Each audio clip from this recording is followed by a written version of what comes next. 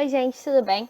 Hoje a gente vai continuar aqui vendo então alguns gêneros textuais que apareceram, foram citados no primeiro bloco e a gente vai tratar sobre o artigo de opinião. Eu sou Rafaela Giordano e estou fazendo esse vídeo para o projeto Vitrine Acadêmica. Não se esqueça de já deixar o seu like e se inscrever aqui no canal. Vamos lá?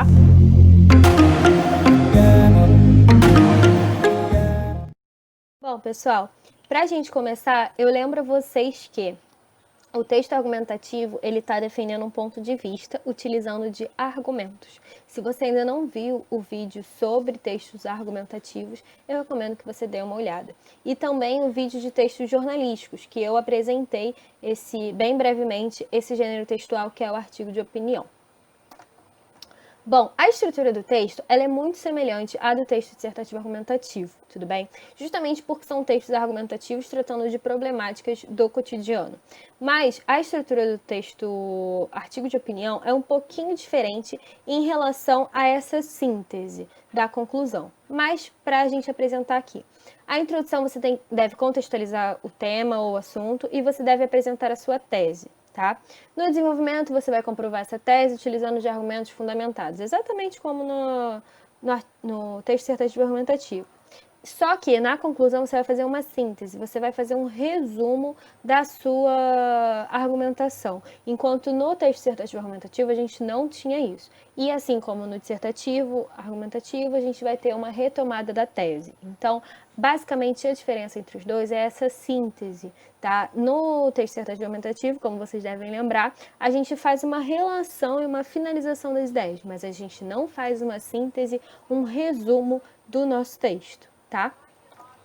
A gente tem algumas características que geralmente aparecem, então geralmente é assinado pelo autor ou pela autora, mas não obrigatoriamente, tá? E por isso também se diferencia do editorial, porque o editorial ele está assinado por todo o corpo editorial, o corpo da revista, do jornal, pelo editor ou editora, tá? E aqui é geralmente assinado, quando assinado, por uma única pessoa, tá?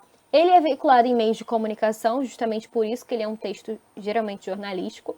Ele pode ser utilizado na primeira ou terceira pessoa e os títulos têm geralmente nomes chamativos. Como eu falei, ele está veiculado em meios de comunicação, então ele tem como objetivo um grande alcance e que as pessoas entendam esse texto. Então ele utiliza de uma linguagem simples e objetiva, justamente para que o máximo de pessoas possível consiga ler e entender toda a problemática e a argumentação presente na redação do texto. Tudo bem? Eu trouxe então aqui um artigo de opinião escrito pelo Jorge Ramos para o Gazeta do Povo, que o título é Trump é um muro. E a gente já consegue ver que tem um nome chamativo, né? A gente tem que lembrar sobre aquela questão que o Trump queria fazer um muro dividindo os Estados Unidos e o México. E ele chama a atenção, o autor chama a atenção para o texto do leitor justamente com esse nome. Quando você está passando pelo jornal ou pelo site, você é chamado para esse texto. Então você já traz o leitor para o texto, tudo bem? É um texto um pouquinho grande, então a gente vai ler e vai analisar tudo, tá bom? Donald Trump quer mais que um muro. De novo, o presidente criou uma realidade própria, fabricando uma crise, inventando uma invasão, criminalizando os imigrantes, inventando fatos e em pronunciamento em cadeia nacional, em 8 de janeiro, reiterou a necessidade de um novo muro na fronteira dos Estados Unidos com o México. Quanto sangue norte-americano terá de ser derramado para o Congresso começar a agir? Questionou ele da Casa Branca. Trump não é o primeiro presidente a pedir dinheiro para o muro.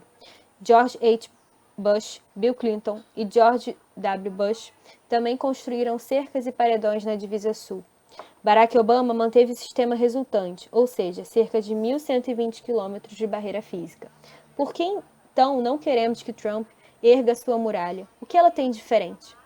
A diferença é que o muro de Trump é um símbolo de ódio e racismo. Seria completamente inútil e não combate nenhuma emergência nacional. Os 5,7 bilhões de dólares pedidos pelo governo atual para a construção de 376 quilômetros a mais de paredão seriam um enorme desperdício de tempo e dinheiro.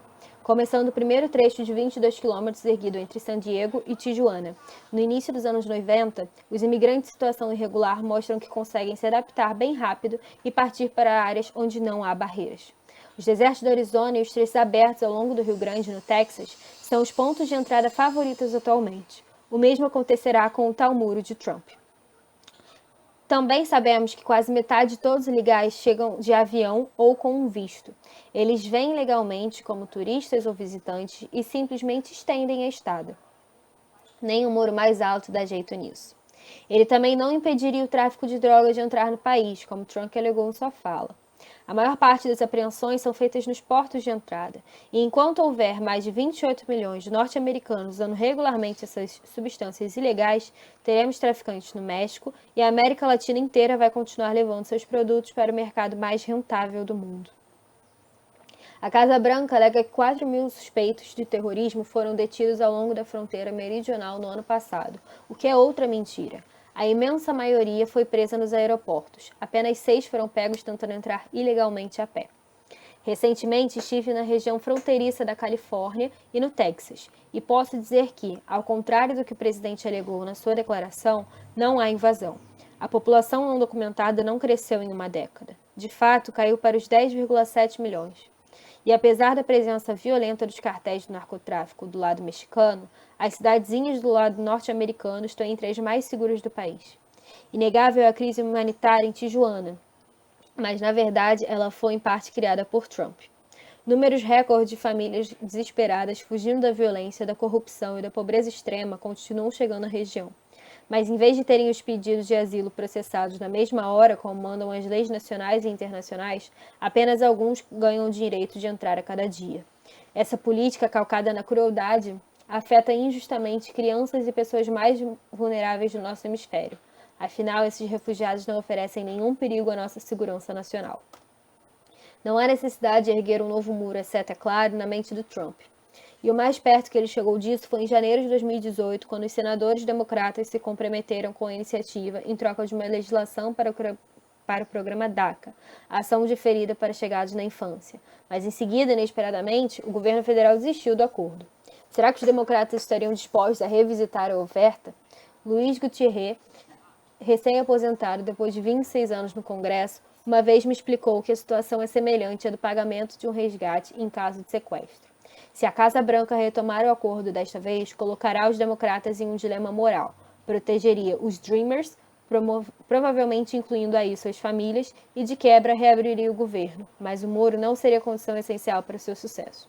Não vai ser fácil, não estamos mais em 2018. As coisas mudaram drasticamente. Agora, os democratas controlam a Câmara e o muro se tornou um elemento tóxico. E também tem a questão racista. O muro se tornou uma metáfora, representando Trump e seus milhões de correligionários. Simboliza a divisão de nós e eles, uma demarcação física para aqueles que se recusam a aceitar que este será, em questão de algumas décadas, um país de maioria de pessoas de cor. A questão vai muito além do muro. Trump prometeu em 2015, no mesmo discurso que anunciou sua candidatura, naquela fala que chamou os imigrantes mexicanos de estupradores, criminosos e traficantes. Seu objetivo era explorar a ansiedade e o ressentimento do eleitorado em uma sociedade cada vez mais multicultural e multiétnica. O muro de Trump é um símbolo para aqueles que querem recuperar a brancura dos Estados Unidos. As palavras de ordem, erga o muro, se tornaram seu hino, e não só um insulto aos latinos, mas também a todos aqueles que não compartilham de seus ideais xenofóbicos. O muro passou de promessa de campanha a um monumento construído sobre ideias intolerantes. É por isso que a maioria da população não pode aceitá-lo. Todo país tem o direito de proteger suas fronteiras, claro, mas não com uma muralha que representa ódio, discriminação e medo. Não, o México não vai pagar pelo muro, e parece tampouco o Congresso, mas o conceito dos Estados Unidos como uma terra pouco receptiva a imigrantes, desconfortável com as minorias, já se instaurou. De certa forma, Trump já conseguiu o que queria. Ele é o muro. Bom, nesse texto do Jorge Ramos, a gente consegue ver bem uma divisão entre a introdução, o desenvolvimento e a conclusão. E vale lembrar também que é diferente em relação ao texto dissertativo argumentativo, principalmente dos vestibulares, que no texto dissertativo argumentativo a gente geralmente tem um parágrafo para a introdução, um para a conclusão e 2, pelo menos, para o desenvolvimento. Aqui não, a gente tem uma divisão que vai de cada autor. Por exemplo, o nosso primeiro parágrafo, a gente tem a tese, que é Donald Trump quer mais que um muro. E aí ele começa também, em todo esse primeiro slide, nessa primeira parte do texto, ele começa a apresentar outras questões em relação à tese, como esse último período, esse último parágrafo. A diferença é que o muro de Trump é um símbolo de ódio e racismo, seria completamente inútil e não combate nenhuma emergência nacional. Esse primeiro parágrafo e o último desse primeiro slide mostram qual é a tese, que é justamente que o Trump quer muito mais do que o muro e que ele vai retomar aqui no final, que ele é o muro e ele já conseguiu o que ele queria, mas também é um símbolo de ódio, racismo, xenofobia e que não vai resolver nenhuma questão. Então, isso daqui tudo seria justamente a nossa introdução, a tese e a contextualização. Aqui, que foi justamente o que eu coloquei para vocês, que é o assunto ou a contextualização mais a tese. No desenvolvimento, ele começa a trazer alguns dados, e esses dados estão sendo utilizados para fundamentar esses argumentos. Lembra que eu falei com vocês na aula de desenvolvimento que a gente sempre precisa de fundamentação para os nossos argumentos, nós não podemos simplesmente jogar as informações. E aqui ele traz alguns dados estatísticos, econômicos, para poder falar sobre a questão da entrada ilegal pela terra, né, a pé. Aqui ele continua essa questão e a crise humanitária que está acontecendo, que seria esse segundo argumento dele, tá? Que se relaciona com a questão do terrorismo. Então, o argumento central dele, o que a gente poderia talvez falar, que é o tópico frasal, se a gente fosse pensar num texto dissertativo argumentativo, é justamente essa questão da segurança nacional, tá?